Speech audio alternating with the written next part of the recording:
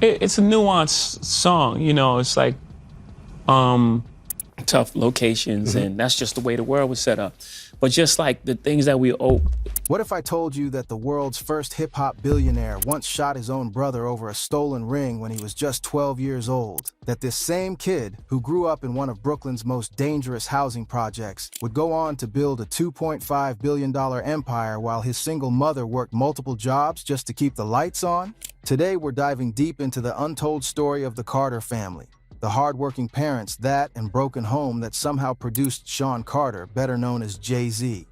We're going to explore how a father's abandonment turned a mother into both parents, how poverty pushed a gifted kid into the crack game, and how one family's struggle became the foundation for hip-hop's greatest success story. But here's the thing, fam. This ain't your typical rags to riches fairy tale. This is about real pain, real choices, and real consequences that shaped not just a rapper, but an entire generation. So smash that like button if you're ready for the truth, hit subscribe because we're about to break down some serious family dynamics, and stick around until the end because the way Jay-Z eventually reconnected with his father will blow your mind. Let's set the scene, because understanding where Jay-Z came from is crucial to understanding who he became.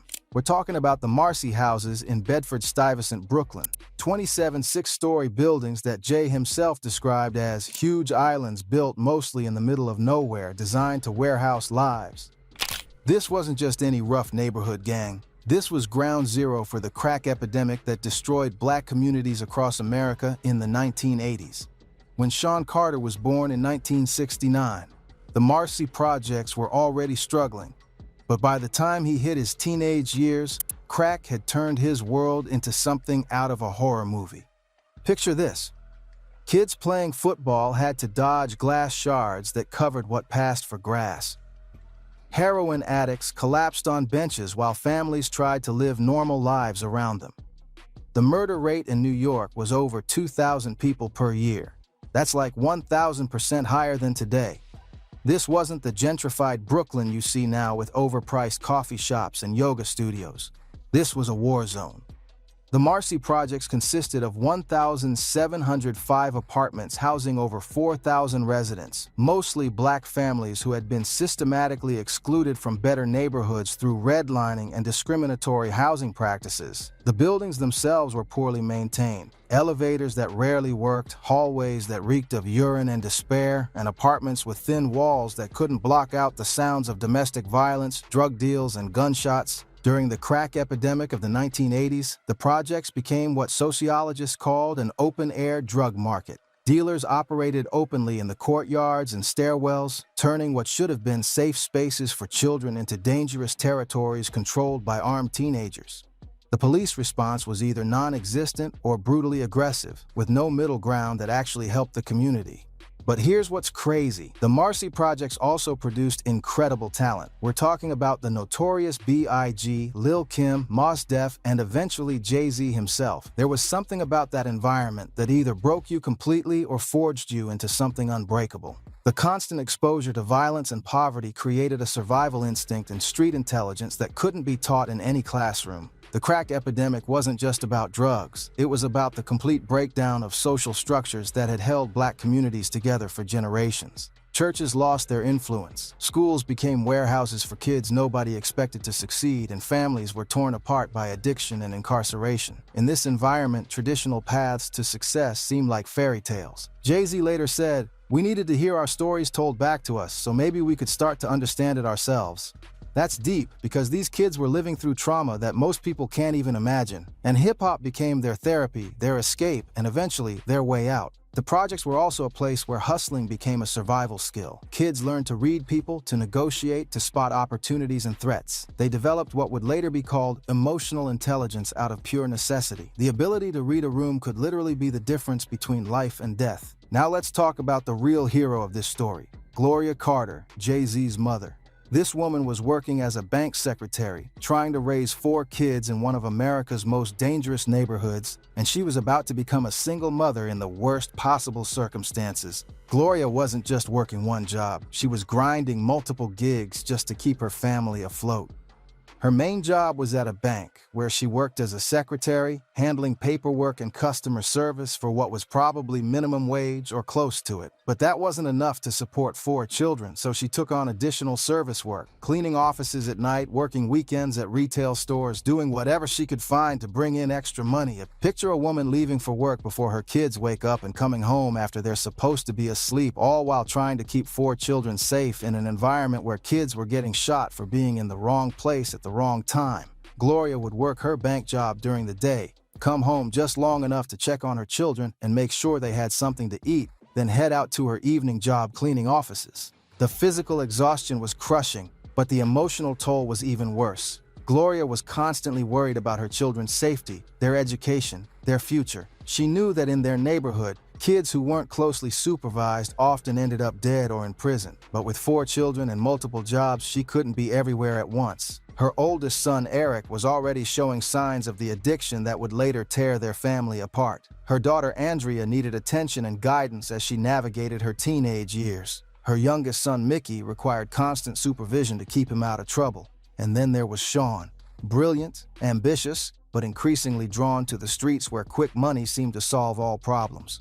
But here's where it gets real. Gloria was fighting a battle she couldn't win. She was trying to be everywhere at once, and with 4 kids, that meant someone was always falling through the cracks. Unfortunately for Sean, he was often that someone. Not because she loved him less, but because he was the most independent and seemed the most capable of taking care of himself. She tried everything she could think of to keep him safe and occupied. She bought him boom boxes, speakers, anything to keep him in the house and away from the streets. She enrolled him in programs when she could afford them. She talked to him constantly about the importance of education and staying out of trouble. But she was one person trying to do the job of 2 parents, and the streets of Brooklyn were calling to a young, intelligent kid who was watching his family struggle. Gloria also had to deal with the judgment of other people in the community. Some neighbors criticized her for working so much, saying she should be home with her children. Others criticized her for not working enough, suggesting that if she just tried harder, her family wouldn't be struggling. She couldn't win, and the constant criticism added to her stress and exhaustion.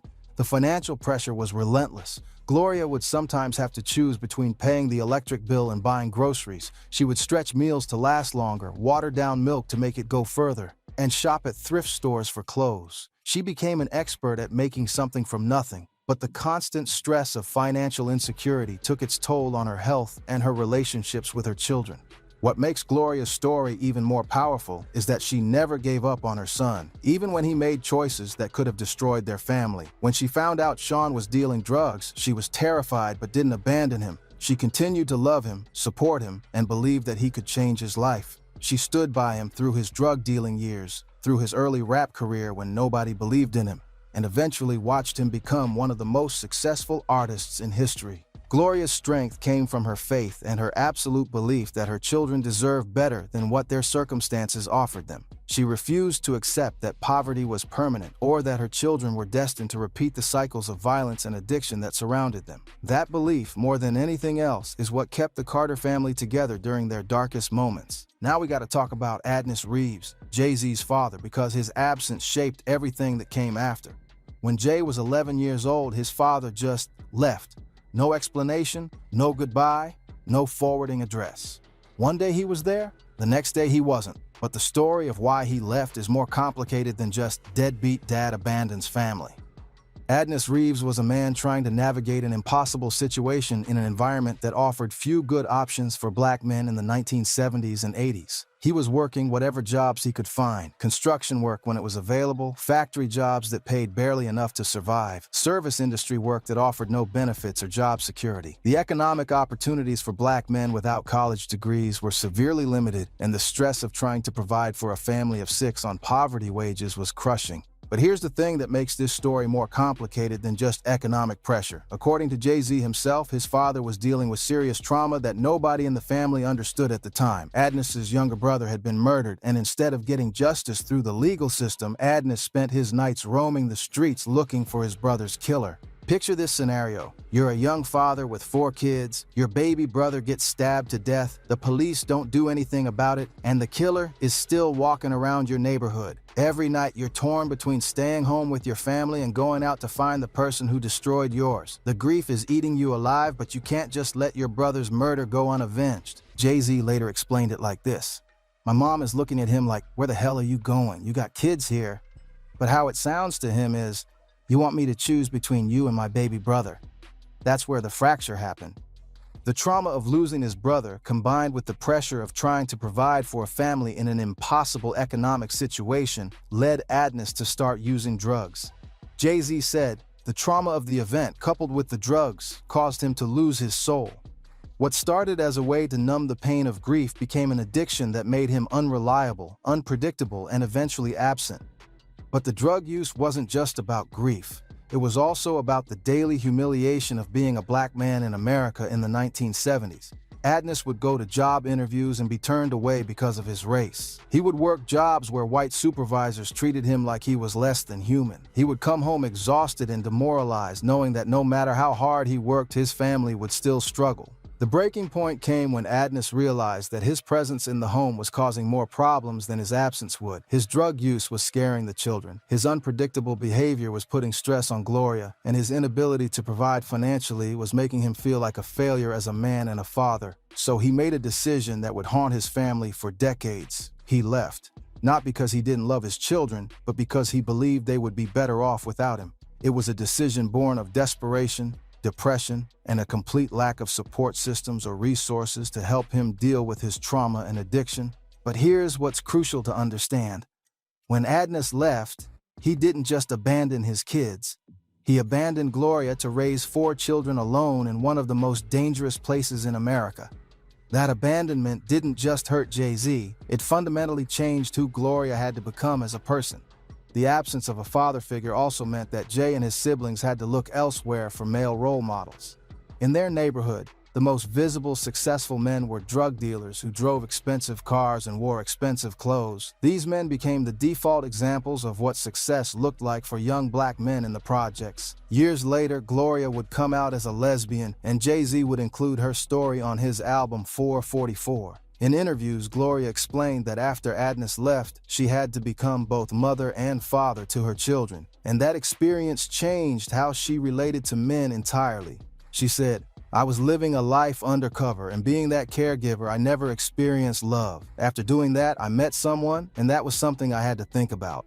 The impact of Adnis's abandonment rippled through the entire family. Eric's drug addiction got worse without a father figure to provide guidance and structure. Andrea struggled with relationships and trust issues. Mickey acted out in school and on the streets. And Sean developed a deep anger toward his father that would influence his music and his relationships for decades. This is where the story gets really dark, and it's a moment that Jay-Z has never shied away from discussing, even though it haunts him to this day. When Jay was 12 years old, he shot his older brother Eric in the shoulder over a stolen ring. But this wasn't some random act of violence between siblings. This was the inevitable result of a family being torn apart by addiction and poverty.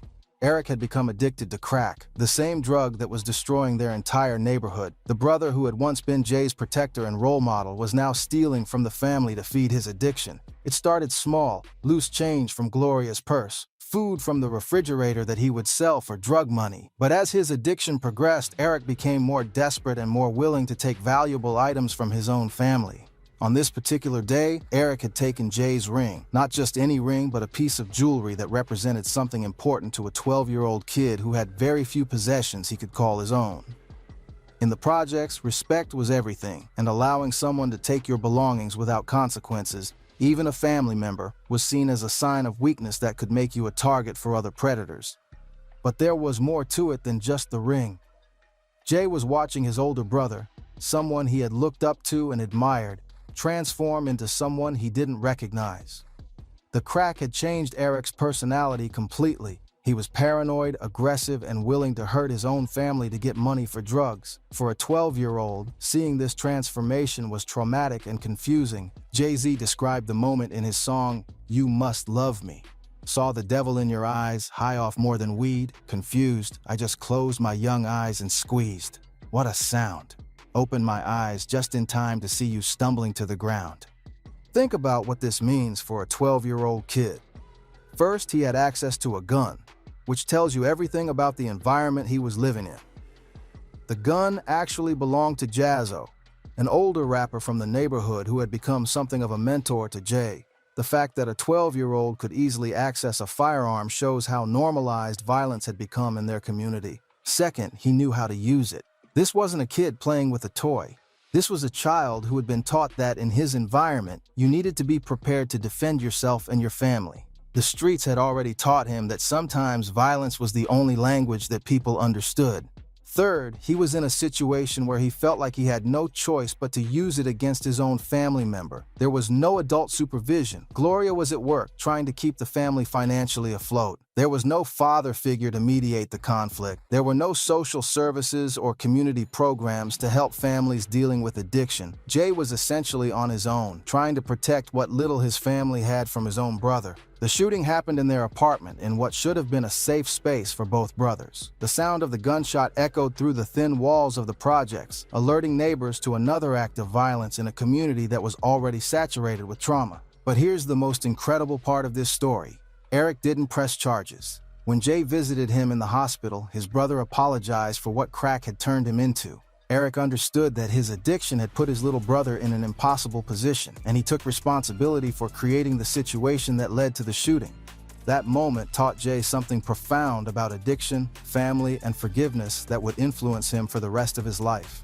He learned that addiction doesn't just destroy the person using drugs, it destroys entire families and forces people to make choices they never thought they would have to make. The shooting was also a turning point for Jay in multiple ways. It showed him the devastating power of crack on families, but it also showed him that in his world, you had to be prepared to protect yourself and the people you loved, even if that meant doing things that would haunt you forever. The incident also revealed the complete breakdown of social support systems in their community. There was no family counseling available, no addiction treatment programs that Eric could access, no intervention services to help families in crisis. The Carter family was left to deal with this trauma entirely on their own. This incident also shows you the impossible position Gloria was in as a mother. How do you protect one child from another? How do you get help for a drug-addicted son while keeping your other children safe? How do you explain to a 12-year-old that sometimes violence feels like the only option when the system has failed your family completely? The shooting became a defining moment in Jay's understanding of right and wrong, family loyalty, and the consequences of choices. It taught him that even people you love can become dangerous when they're controlled by addiction, and that sometimes protecting your family means making decisions that will haunt you for the rest of your life. Here's something that might surprise you. Jay-Z was actually a gifted student. He attended George Westinghouse Career and Technical Education High School in Brooklyn, the same school as Busta Rhymes and the notorious B.I.G., and he scored extremely high on standardized tests. This wasn't a kid who couldn't succeed in school. This was a kid who was too smart for his own good in an environment where being smart didn't pay the bills. Jay's teachers recognized his intelligence early on. He had an exceptional memory, could solve complex problems quickly, and showed natural leadership abilities.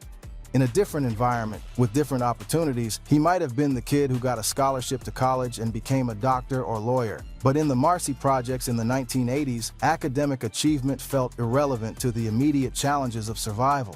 The school system itself was failing kids like Jay. Overcrowded classrooms, outdated textbooks, teachers who were overwhelmed and underpaid. The education being offered wasn't preparing students for success in the legitimate economy. Many of Jay's classmates were already involved in the drug trade, and they were making more money as teenagers than their teachers were making as adults. But intelligence without opportunity can be dangerous, and Jay was watching his mother work multiple jobs just to keep them barely above water while drug dealers his age were making more money in a week than she made in a year. The math was simple, even for a gifted student. The legitimate economy wasn't offering him or his family a path out of poverty. He started selling crack when he was 13 years old. Let that sink in for a minute. 13 years old. While other kids were worried about homework and video games, Jay was moving product in one of the most dangerous drug markets in America. But this transition didn't happen overnight. It was a gradual process that started with small favors and escalated into full-time hustling. It began with Jay running errands for older dealers in the neighborhood. They would pay him to deliver messages, watch for police, or hold small amounts of drugs. For a kid who had never had spending money, even these small payments felt like a fortune. He could buy snacks, clothes, and small luxuries that his mother couldn't afford. But here's what's important to understand about Jay's entry into the drug game. This wasn't about rebellion or wanting to be cool. This was about survival and trying to help his family. He saw his mother struggling, he saw his siblings going without, and he saw a way to change their situation immediately. Jay later said, "No one aspires to be a drug dealer. You aspire to the lifestyle you see around you. You see the green BMW, the prettiest car you've ever seen. You see the trappings of drug dealing, and it draws you in." But it wasn't just about material possessions. It was about respect, power, and the ability to provide for his family in ways that legitimate work couldn't. The crack epidemic was at its peak during Jay's teenage years. Between 1984 and 1989, the homicide rate for black males aged 14 to 24 doubled. The drug game wasn't just dangerous, it was a death sentence for most people who got involved. But for kids like Jay, it felt like the only option available. What made Jay different from a lot of other kids who got caught up in the game was his intelligence and his business mind. He wasn't just selling drugs, he was studying the business. He learned about supply chains, customer service, territory management, and financial planning, skills that would serve him well later in the music industry. He approached drug dealing like a legitimate business, keeping mental records of his transactions, understanding his profit margins, and reinvesting his earnings to expand his operation. While other dealers were spending their money on flashy cars and jewelry, Jay was thinking strategically about how to build something sustainable. By the time he was 16, Jay had dropped out of school entirely. The decision wasn't made lightly. He understood the importance of education, but he also understood that his current situation required immediate action. Gloria was working so much that she couldn't monitor all her children's activities, and Jay was making more money than she was. The streets had won, at least temporarily. The dropout decision was also influenced by the violence that was escalating in his school and neighborhood. Jay had already been involved in several dangerous situations, and he realized that staying in school might actually be more dangerous than focusing on his street business, where he had more control over his environment and his say. Now, I gotta be real with y'all about this part of the story because Jay-Z himself has been controversial in how he talks about his drug dealing years. He's often described it as giving him a code of honor and teaching him business skills, but we can't ignore the reality of what crack did to black communities. Jay was dealing during the height of the crack epidemic when entire neighborhoods were being destroyed by the drug he was selling. Families were torn apart, kids were orphaned, and communities that had survived slavery and segregation were being devastated by addiction. The crack epidemic wasn't just a drug problem. It was a form of chemical warfare against Black America. But from Jay's perspective as a teenager, he wasn't thinking about the broader social impact. He was thinking about his family's immediate needs. He later said, "I learned about budgets and finances from selling crack." When asked if he felt guilty about contributing to a nationwide drug epidemic, he said, "Not until later on did I realize the effects on my community. In the beginning, I was thinking about improving my situation, buying clothes and cars." Jay's operation wasn't small time either. According to people who knew him during this period, he was moving serious weight across state lines, from New York to Virginia, Maryland, and beyond. He had developed a network of suppliers and customers that stretched up and down the East Coast, making him one of the more successful young dealers in his area. Memphis Bleek, another rapper from the Marcy Projects, told stories about going to Jay's apartment and finding drawers full of hundreds and fifties. "I'm telling H, I'm messed up, I need $100, Bleek recalled. He's like, "Listen, go in my room, in my nightstand, in my top drawer is the hundreds. So I go upstairs to the room, go to the drawer, take 100. I open the drawer, this dude got 1,000,000, a whole stack of hundreds, just a whole drawer full of hundreds." DeHaven, who lived with Jay during this period in Trenton, New Jersey, confirmed that Jay got busy and had his own crew working for him. This wasn't just a kid selling drugs on the corner. This was a teenager running a multi-state operation with employees, territory, and sophisticated distribution networks. The money was serious too. Jay has talked about making enough from drug dealing to buy luxury cars and expensive jewelry while he was still a teenager. For a kid who had grown up watching his mother struggle to pay utility bills, this level of financial success must have felt like he had cracked the code of American capitalism. Jay's approach to the drug business was methodical and strategic. He studied his competition, understood market dynamics, and treated his customers like clients rather than addicts. He maintained quality control over his product, established reliable supply chains, and built a reputation for being trustworthy in an industry where trust could mean the difference between life and death. But the game was also incredibly dangerous. Jay has mentioned being in shootouts, losing friends to violence, and constantly looking over his shoulder. The life expectancy for someone in his position was measured in months, not years. Every day brought the possibility of being killed by competitors, arrested by police, or betrayed by people in his own organization. The psychological toll was also significant. Jay was essentially living a double life: the intelligent, articulate young man his mother raised, and the street hustler who had to be prepared for violence at any moment. This split personality would later influence his music, where he could seamlessly switch between introspective storytelling and aggressive street narratives. What's remarkable is that Jay managed to stay in the drug game for over a decade, from age 13 to his mid-20s, without getting killed or spending significant time in prison. That's almost unheard of in that world, and it speaks to both his intelligence and his luck. The drug game also taught Jay lessons about loyalty, betrayal, and human nature that would serve him well in the music industry. He learned to read people quickly, to identify threats and opportunities, and to make difficult decisions under pressure. These skills would prove invaluable when he later navigated the equally treacherous world of the music business. But perhaps most importantly, the drug game taught Jay about the power of ownership and control. He saw how the people at the top of the distribution chain made the most money while taking the least risk, while the people on the street corners faced the most danger for the smallest profits. This understanding would later influence his approach to the music industry, where he insisted on maintaining ownership of his masters and building his own business empire. While Jay was building his reputation in the streets, he was also developing another skill that would eventually save his life: rapping. Music had always been present in the Carter household, and Gloria had bought him those boom boxes and speakers partly to encourage his interest in hip-hop and keep him occupied during the dangerous hours when she couldn't supervise him. Jay's introduction to rap came through the neighborhood ciphers in the Marcy projects. He remembers being a preteen and coming across a group of kids spitting rhymes in the courtyard, and that very night, he started writing his own verses. The cipher was a sacred space in hip-hop culture, a circle where rappers would freestyle and battle each other, testing their skills and earning respect through lyrical ability. But what made Jay different from other aspiring rappers was his approach to the craft. While other kids were just having fun or trying to impress girls, Jay treated rapping like a business from the beginning.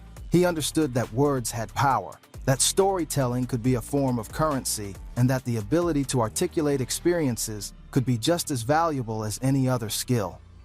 Jay developed a unique practice routine that would become his trademark. He stopped writing his rhymes down. Instead, he memorized everything, treating his mind like a recording studio. He said, "I had to start memorizing these things to take them home, and it became an exercise for me. Every day I'm trying to memorize 8 bars, then 16 bars, then I'm memorizing the whole song." This skill was developed during his drug dealing years, when he would practice rhymes during long car rides between cities. The further his drug operation expanded geographically, the longer his drives became and the more complex his rhymes got. He would spend hours in the car, crafting verses in his head, perfecting his flow, and developing the internal rhythm that would later make him one of the greatest freestyle rappers of all time. The ability to rap without writing also gave Jay a significant advantage in street battles and ciphers. While other rappers were dependent on written lyrics, Jay could freestyle endlessly, responding to opponents in real time and adapting his rhymes to whatever situation he found himself in. His first real connection to the music industry came through Jazzo, an older rapper from the Marcy projects who got a record deal with EMI in the mid-'80s. Jazzo became Jay's mentor and even took him to London to record some music. This was Jay's first exposure to the professional music industry, and he was fascinated by the process of making records, the business side of music, and the potential for hip-hop to reach mainstream audiences. But when Jazzo's album flopped due to poor marketing decisions, Jay saw firsthand how the music industry could chew up and spit out talented artists. The executives who had been courting Jazzo at the highest level suddenly stopped returning his calls, and his career essentially ended overnight. This experience made Jay cautious about pursuing music as a career and reinforced his belief that the drug game was providing more reliable income. However, music was calling to him in a way that the streets never could. He later said, "Writing these raps was like therapy. The studio was like a psychiatrist's couch for me." Hip-hop gave him a way to process the trauma and experiences of his life in the projects, turning pain into art and finding meaning in suffering. Jay's early rhymes were heavily influenced by his street experiences, but they were also sophisticated in their wordplay and storytelling. He could paint vivid pictures of life in the projects, capture the psychology of drug dealing, and explore the moral complexities of his choices in ways that other rappers couldn't match. He also began to understand that his story, the intelligent kid from the projects who had survived the crack epidemic and built a successful drug operation, was unique and potentially valuable. While other rappers were fantasizing about street life or exaggerating their experiences, Jay had actually lived it, and his authenticity gave his music a power that couldn't be faked. The music also provided Jay with a different kind of respect than what he earned in the streets. In the drug game, respect came from fear and violence. In hip-hop, respect came from skill, creativity, and the ability to move crowds with words. This was a form of power that didn't require guns or intimidation, and it appealed to a different part of Jay's personality. As his reputation as a rapper grew in the neighborhood, Jay began to see music as a potential exit strategy from the drug game. He understood that he couldn't stay in the streets forever. The odds of surviving long-term were essentially zero. But music offered a way to use the skills and experiences he had gained in the drug game to build something legitimate and sustainable.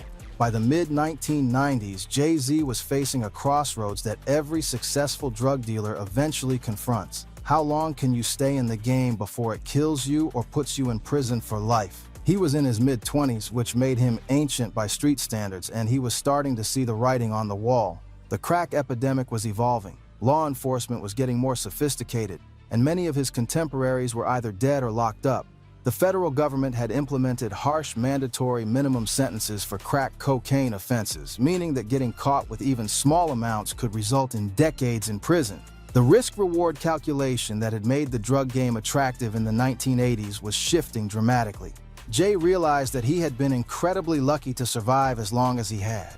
Most people who entered the drug game at 13 were dead or in prison by 18. The fact that he had made it to his mid-20s with his freedom and his life intact was almost miraculous, and he understood that pushing his luck any further would be foolish. But leaving the drug game meant giving up guaranteed money for the uncertainty of the music industry. In the early 90s, hip-hop wasn't the billion-dollar industry it is today. Most rappers were making modest livings at best, and there was no clear path from the streets to mainstream success. The few rappers who had achieved major commercial success, like LL Cool J and Run DMC, came from different backgrounds and had different stories than Jay. Jay's first serious attempt at a music career was frustrating and eye-opening. His single In My Lifetime was passed over by multiple radio stations and record labels. The feedback was that his style was too street, too real for mainstream audiences. This was before gangsta rap had fully crossed over into pop culture, and many industry executives didn't believe there was a market for authentic street narratives. The rejection could have sent him back to the streets permanently, but instead, it taught him a crucial lesson about the music industry. If you want to control your destiny, you have to control your business. The same executives who were rejecting his music were making millions off other artists who had less talent but fit more easily into existing marketing categories.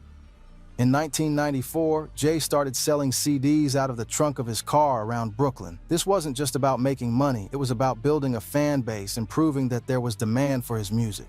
He was applying the same entrepreneurial skills he had learned in the drug game to the music business, identifying his target market, developing his product, and creating his own distribution network. The trunk sales were surprisingly successful. Jay was moving hundreds of CDs per week, and the feedback from customers was overwhelmingly positive. People were connecting with his music in ways that radio programmers and record executives hadn't anticipated. This grassroots success gave Jay confidence that he could build a sustainable music career if he approached it strategically. When he briefly signed with Payday Records, an independent label, they failed to promote his music effectively and eventually let him go with a small settlement. But that settlement became the seed money for what would become Rockefeller Records.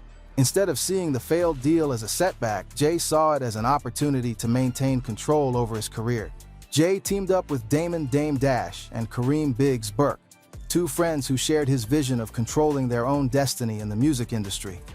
Dame was a hustler from Harlem who understood street culture and had connections in the fashion world. Biggs was a business-minded guy who could handle the administrative side of running a record label. They took the money from the payday settlement and founded Rockefeller Records in 1995 with a tiny office in Manhattan. The name itself was significant. Rockefeller was a play on Rockefeller, suggesting that they intended to build the same kind of generational wealth that America's most famous business dynasty had created. This was a huge risk. Jay was giving up the guaranteed income from drug dealing to bet everything on a music career that might never take off. But he had learned something important from watching his father's abandonment and his mother's struggle. Sometimes you have to take a leap of faith to change your circumstances. The decision to leave the streets was also influenced by Jay's growing understanding of the broader impact of the crack epidemic. As he got older and more mature, he began to see how his participation in the drug trade was contributing to the destruction of his own community. The money he was making came at the cost of other people's lives and families, and that moral weight was becoming harder to ignore. In 1996, Jay-Z released his debut album, Reasonable Doubt, through Rockefeller Records. This wasn't just another rap album. This was a masterpiece that would redefine what hip-hop could be and establish Jay as one of the greatest lyricists of all time. But the creation of this album was a process that took everything Jay had learned about business, storytelling, and human nature and distilled it into 14 tracks of pure artistry. The album was recorded over several months in various studios around New York, with Jay working with producers like DJ Premier, Ski Beats, and Clark Kent. But what made Reasonable Doubt special wasn't just the production. It was Jay's approach to songwriting and his willingness to be completely honest about his life in the streets. While other rappers were fantasizing about drug dealing or exaggerating their experiences, Jay was giving listeners a documentary-level look at what that life was really like. Songs like Devils explored the psychological toll of the drug game. I never prayed to God, I prayed to Gotti. That's right, it's wicked, that's life, I live it. He wasn't glorifying the lifestyle. He was showing the spiritual cost of choosing money over morality. The opening track, Can't Knock the Hustle, featuring Mary J. Blige, set the tone for the entire album. Jay's opening lines, I'm making short-term goals when the weather folds, just put away the leathers and put ice on the gold, immediately established him as someone who understood both the allure and the dangers of street life. Brooklyn's Finest, his collaboration with the notorious B.I.G., was particularly significant because it represented a passing of the torch from one generation of New York rappers to the next. Biggie was already established as the king of East Coast hip-hop, and his willingness to collaborate with Jay gave the younger rapper credibility and exposure. But perhaps the most powerful track on the album was Regrets, where Jay reflected on the choices he had made and the people he had hurt along the way. The song showed a level of introspection and emotional intelligence that was rare in hip-hop at the time, proving that street rappers could be thoughtful and philosophical without losing their edge. The album peaked at number 23 on the Billboard 200. Not a massive commercial success initially, but the critical reception was incredible. Hip-hop heads recognized immediately that this was something special. The production was sophisticated, the lyrics were complex, and the storytelling was cinematic. What made Jay different from other street rappers was his ability to connect the drug game to larger themes about American capitalism, class struggle, and the pursuit of the American dream. He wasn't just rapping about selling crack. He was analyzing the economic and social forces that made crack dealing seem like a rational choice for kids in his situation. The album's title, Reasonable Doubt, was itself a commentary on the justice system and the way society viewed young black men. In the legal system, reasonable doubt is the standard for criminal conviction. If there's reasonable doubt about someone's guilt, they should be acquitted. Jay was suggesting that given the circumstances of his upbringing, there was reasonable doubt about whether his choices were truly criminal or simply survival strategies. The success of Reasonable Doubt proved that there was an audience for intelligent, complex hip-hop that didn't talk down to listeners. Jay had found a way to make street music that was also sophisticated enough for mainstream audiences without compromising his authenticity or his message. But more importantly for the Carter family, Jay's music career was finally generating legitimate income. For the first time since he was 13 years old, Jay was making money without breaking the law. Gloria could finally stop worrying that her son was going to end up dead or in prison. The album also established Jay-Z as a character distinct from Sean Carter. Jay-Z was the confident, successful rapper. Sean Carter was the kid from Brooklyn who had survived the streets. This distinction would become important as his career evolved, allowing him to maintain his street credibility while also appealing to broader audiences. The critical acclaim for Reasonable Doubt also opened doors for Jay that had been closed during his earlier attempts to break into the music industry. Record executives who had previously dismissed him as too street were now calling Rockefeller Records, trying to set up meetings and distribution deals. After Reasonable Doubt proved that Jay-Z could make great music, he set about proving that he could build a lasting business empire. His next album, In My Lifetime Volume 1, peaked at number 3 on the Billboard 200. Then, Hard Knock Life hit number 1 and never looked back. But Jay wasn't content to just be a successful rapper. He was applying everything he had learned about business to build something bigger than just a music career. The Hard Knock Life album was particularly significant because it showed Jay's ability to cross over into mainstream pop culture without losing his street credibility. The title track, which sampled the theme song from the musical Annie, was an unlikely hit that reached number 15 on the Billboard Hot 100. Jay later explained the connection. I wasn't worried about the clash between the hard lyrics and the image of redhead Annie. Instead, I found the mirror between the two stories. Annie's story was mine and mine was hers. But while Jay was achieving massive commercial success, he was also building the infrastructure for long-term wealth creation. Rockefeller Records became more than just Jay's label. It became a platform for other artists. They signed Kanye West early in his career, giving him the opportunity to develop as both a producer and a rapper. They also signed Cameron, Beanie Sigel, and other artists who would become major figures in hip-hop. The decision to sign Kanye was particularly prescient. At the time, Kanye was known primarily as a producer who had worked on Jay's The Blueprint album. Most record executives didn't think Kanye had the image or background to be a successful rapper. But Jay recognized Kanye's talent and gave him the platform to prove himself, a decision that would pay dividends for both artists. In 1999, Jay and Dame Dash founded Rocawear, a clothing line that would eventually generate hundreds of millions in revenue. This wasn't just about slapping Jay's name on t-shirts. They were creating a lifestyle brand that represented the same values as Jay's music: success, style, and authenticity. The clothing line was particularly important because it gave Jay a way to reach fans who might not buy his albums but wanted to be associated with his brand. Rocawear's success was built on understanding the aspirations of young urban consumers. The brand represented upward mobility, success, and style in a way that resonated with people who saw Jay as a role model. That started like I would make records and I would talk about like various like clothing brands, you know, on the record. And then I start noticing like the clothes were high quality but accessible, expensive enough to feel exclusive but not so expensive that they were out of reach for Jay's core fan base. Jay was also making smart investments outside of entertainment. He bought into the Brooklyn Nets NBA team, becoming one of the few black owners in professional sports. This wasn't just about prestige, it was about understanding that sports franchises are valuable assets that appreciate over time and provide multiple revenue streams. The Nets' investment also allowed Jay to be involved in the development of the Barclays Center in Brooklyn, which became controversial because it required the use of eminent domain to displace longtime residents. Is that we named the New Jersey Nets, the Brooklyn Nets, and the second one is that I opened it with the concert. Critics argued that Jay was participating in the gentrification of his own neighborhood, but Jay saw it as bringing economic development and opportunities to an area that had been neglected for decades. Jay also invested in restaurants, real estate, and technology companies. His investment strategy was based on diversification and long-term thinking. He wasn't just looking for quick profits, but building a portfolio that would generate wealth for generations. But perhaps most importantly, Jay was using his success to change his family's circumstances. He moved Gloria out of the Marcy projects and into a comfortable home where she could finally relax after decades of struggle. He made sure his siblings were taken care of financially and had access to opportunities they never could have imagined growing up. This wasn't just about individual success, this was about generational wealth. Jay was breaking the cycle of poverty that had trapped his family for generations. He understood that true success wasn't just about making money for yourself, but about creating opportunities for the people you love.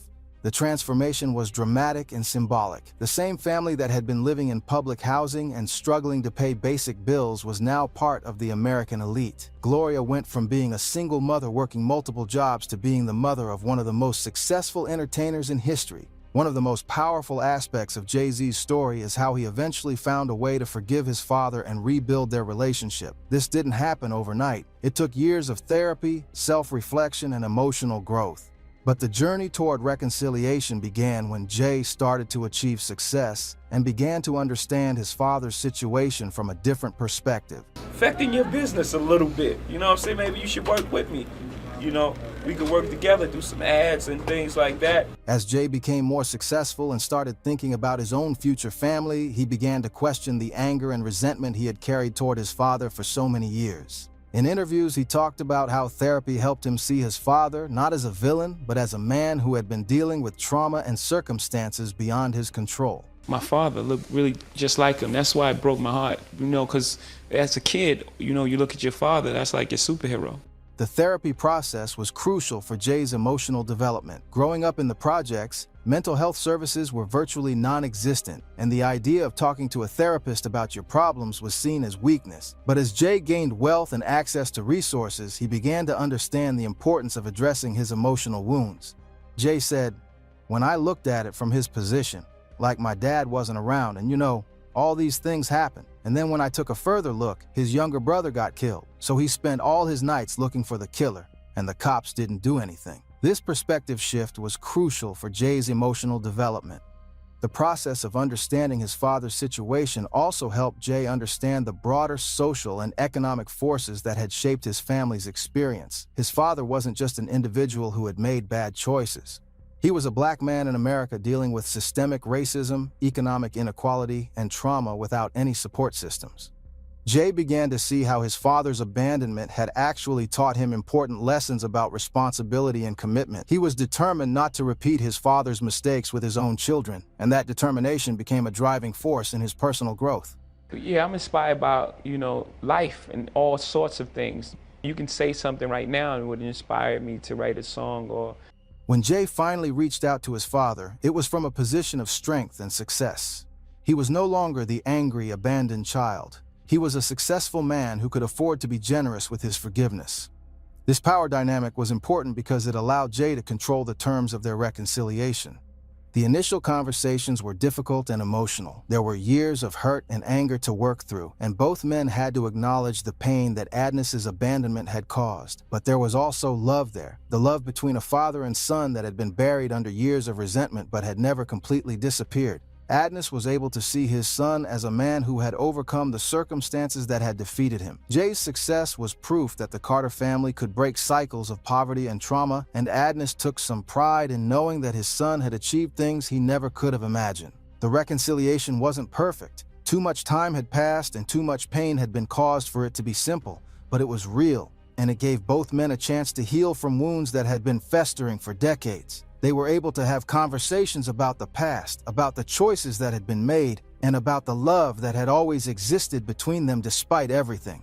Jay has talked about how this reconciliation influenced his music, particularly on albums like 444, where he explored themes of fatherhood, responsibility, and emotional growth. He was able to use his platform to model a different kind of masculinity, one that included vulnerability, forgiveness, and emotional intelligence. The relationship also taught Jay important lessons about the complexity of human nature. His father wasn't simply good or bad, he was a complicated person who had made mistakes under difficult circumstances. This understanding helped Jay become more empathetic and emotionally mature. The reconciliation process also helped Jay understand the importance of being present for his own children. He realized that his father's absence had created wounds that took decades to heal, and he was determined to be actively involved in his children's lives in ways that his father hadn't been able to be. That person that I looked up to most in the world, removed out of your life is like a traumatic experience. In 2003, Adnis Reeves died from liver failure. The disease was likely related to the years of drug use that had contributed to his absence from Jay's life, making his death both tragic and somewhat inevitable. For Jay, his father's death was complicated, a mixture of grief, relief, and regret that reflected the complex nature of their relationship. The news of his father's illness came when Jay was at the height of his commercial success. He had just released The Blueprint, which many consider his best album, and was being recognized as one of the greatest rappers of all time. But all of that success felt hollow in the face of losing his father just when they had begun to rebuild their relationship. Jay rushed to be with his father during his final days, and those conversations became some of the most important of his life.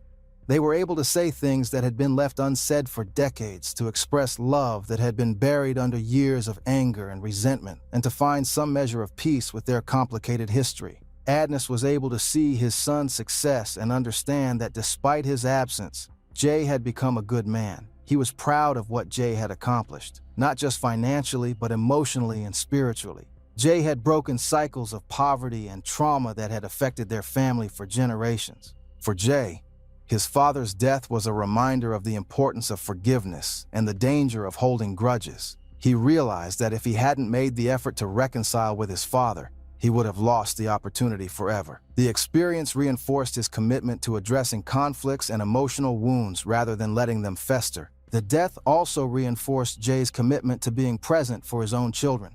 He was determined to break the cycle of absent fathers that had affected his family for generations. When he eventually had children with Beyoncé, he made sure to be actively involved in their lives in ways that his own father hadn't been able to be. Jay has talked about how his father's death motivated him to be more open about his emotions and more committed to his family relationships. He realized that life is too short to hold grudges and that forgiveness is as much for the person doing the forgiving as it is for the person being forgiven. The experience also influenced his music in profound ways.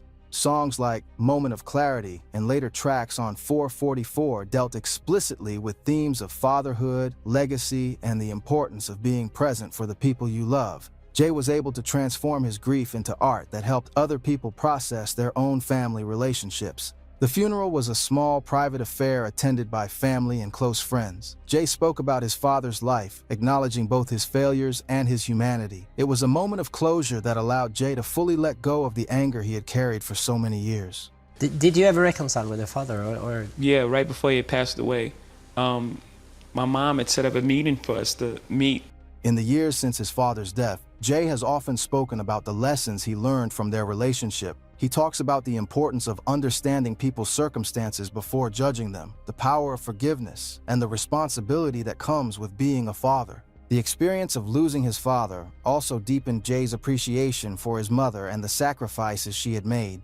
He realized that while his father's absence had been painful, his mother's presence had been the foundation that allowed him to survive and eventually thrive. By the mid-2000s, Jay-Z had achieved something that seemed impossible when he was a kid in the Marcy projects. He had become wealthy enough to change his entire family's circumstances permanently.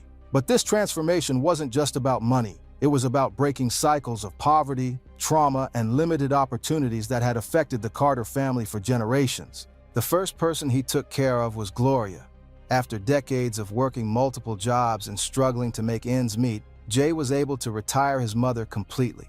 She would never have to worry about money again, never have to choose between paying the electric bill and buying groceries, never have to work a job she didn't love just to survive. But Jay's approach to helping his family was strategic and thoughtful. He didn't just give them money, he gave them opportunities and taught them about financial literacy and wealth building. He understood that simply handing people cash doesn't create lasting change. You have to help them develop the skills and mindset needed to maintain and grow wealth. Gloria's retirement was emotional for both of them. Jay remembered watching his mother leave for work before dawn and come home exhausted after dark, and being able to tell her that she never had to do that again was one of the most satisfying moments of his success. Gloria was finally able to pursue her own interests, travel, and enjoy life without the constant stress of financial insecurity. Jay also made sure his siblings had access to education, business opportunities, and the kind of connections that could help them build their own success. His sister Andrea was able to pursue higher education and eventually started her own business. His brothers Eric and Mickey were given opportunities to get clean, get educated, and build legitimate careers. The transformation of Eric's life was particularly meaningful given their complicated history. The brother who had once been addicted to crack and had been shot by Jay was able to get clean and rebuild his life with Jay's support. Their relationship healed over time, and Eric became one of Jay's most trusted advisors and supporters. But Jay didn't just focus on his immediate family. He also invested in his extended family and his community. He provided scholarships for kids from the Marcy projects, funded community programs, and created job opportunities for people from his neighborhood. The Sean Carter Foundation, which Jay founded with his mother in 2003, became a vehicle for helping young people from disadvantaged backgrounds access higher education. The foundation has provided millions of dollars in scholarships and educational support, helping hundreds of young people attend college and build successful careers. Jay also used his wealth to invest in Black-owned businesses and support other entrepreneurs from similar backgrounds. He understood that individual success means nothing if your community is still struggling, and he was committed to using his resources to create opportunities for others. The transformation was dramatic and visible. The same family that had been living in public housing and struggling to pay basic bills was now part of the American elite. Gloria went from being a single mother working multiple jobs to being the mother of one of the most successful entertainers in history. But perhaps more importantly, Jay was changing what was possible for future generations of his family. His children would grow up with opportunities that he could never have imagined as a kid. They would have access to the best education, travel, cultural experiences, and business connections. Jay has talked about how this responsibility motivates him to continue building wealth and influence. It's not just about his own success anymore, it's about creating a foundation that can support his family for generations to come. He wants his children to have the freedom to pursue their passions without worrying about survival. The Carter family's transformation also became a symbol for other families in similar circumstances. Jay's success showed that it was possible to escape poverty and build generational wealth, even if you started with nothing. His story became proof that the American dream was still achievable for people willing to work hard and make smart decisions. But Jay was also careful to acknowledge the role that luck and timing had played in his success. He understood that not everyone who works hard and makes smart decisions will achieve the same level of success, and he felt a responsibility to use his platform to advocate for systemic changes that would create more opportunities for others. What separates Jay-Z from most other successful entertainers is his understanding that fame is temporary, but business ownership is forever. While other rappers were spending their money on cars and jewelry, Jay was building an empire that would generate wealth long after his music career ended. His business philosophy was simple: own everything you can, diversify your investments, and always think long-term. Rocawear, the clothing line he founded with Dame Dash, eventually sold for $204 million to Iconics in 2007. But Jay retained the rights to use the brand name, meaning he continued to profit from licensing deals even after selling the company. This was a masterclass in business strategy. He got the immediate cash from the sale while maintaining a revenue stream for the future. The success of Rocawear also taught Jay important lessons about brand building and consumer psychology. He learned that people don't just buy products, they buy into lifestyles and identities. Rocawear wasn't just clothing, it was a symbol of success, style, and upward mobility that resonated with people who saw Jay as a role model. In 2015, Jay purchased the streaming service Tidal for $56 million. The acquisition was controversial because many industry observers thought he was overpaying for a platform that was struggling to compete with Spotify and Apple Music. But Jay had a different vision for Tidal. He wanted to create a platform that would give artists more control over their music and provide better compensation for their work. Tidal's focus on high-fidelity audio quality and artist ownership appealed to music purists and socially conscious consumers. Jay was able to convince major artists like Beyoncé, Kanye West, and Rihanna to release exclusive content on the platform, which helped drive subscriptions and increase its value. While Tidal never became the Spotify killer that Jay hoped it would be, he eventually sold it to Twitter founder Jack Dorsey for $300 million, more than quintupling his investment. The sale proved that Jay's vision for the platform had been correct, even if the execution hadn't been perfect. His investment in Uber, made when the company was still relatively small, eventually became worth over $100 million. Jay had the foresight to see that ride-sharing would revolutionize transportation, and he got in early enough to benefit massively from the company's growth. This investment also showed Jay's ability to identify disruptive technologies and business models before they became mainstream. But perhaps his most successful business venture has been his entertainment company, Roc Nation. Founded in 2008, the company manages some of the biggest names in music and sports, including Rihanna, J. Cole, and NFL players like Saquon Barkley. Roc Nation isn't just a management company, it's a full-service entertainment conglomerate that handles everything from music production to sports marketing to social justice advocacy.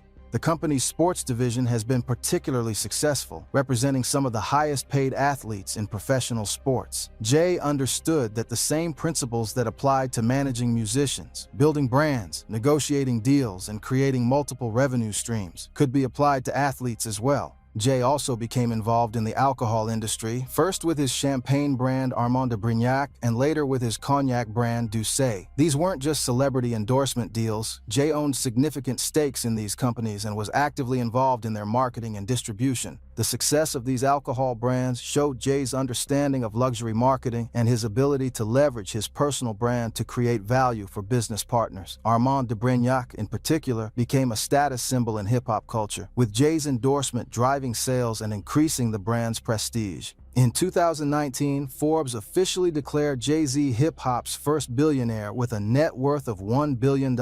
By 2024, that number had grown to over $2.5 billion, making him one of the wealthiest entertainers in history. But what's most impressive about Jay's business empire is how it reflects the lessons he learned growing up in poverty. He diversified his investments across multiple industries, maintained ownership stakes whenever possible, and always thought long-term rather than chasing quick profits. He also surrounded himself with smart advisors and wasn't afraid to admit when he didn't know something, which allowed him to learn and grow as a businessman. Jay's success also opened doors for other artists and entrepreneurs from similar backgrounds. He proved that it was possible for someone from the streets to build legitimate wealth and compete with traditional business elites. His example inspired a generation of artists to think beyond just making music and to focus on building sustainable business empires. The story of the Carter family is ultimately about more than just one person's success. It's about how circumstances, choices, and relationships shape our lives in ways we often don't understand until much later. It's about the power of resilience, the importance of forgiveness, and the responsibility that comes with success. Gloria Carter's story shows the incredible strength of single mothers who hold families together under impossible circumstances. She worked multiple jobs, raised 4 children in a dangerous environment, and never gave up on her son, even when he made choices that could have destroyed their family. Her story is a testament to the power of unconditional love and the sacrifices that parents make for their children. Gloria's strength came from her faith and her absolute belief that her children deserve better than what their circumstances offered them.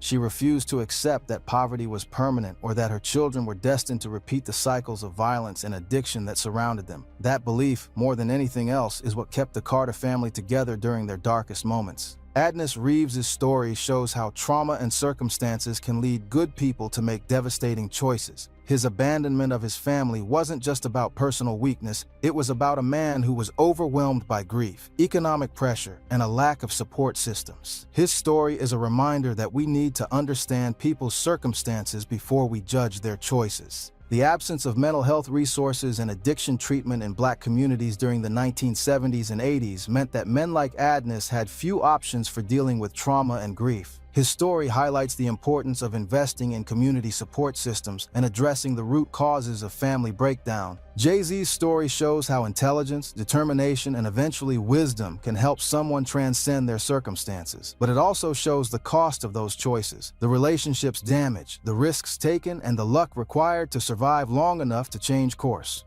His success wasn't just about individual effort, it was also about timing, opportunity, and the support of people who believed in him.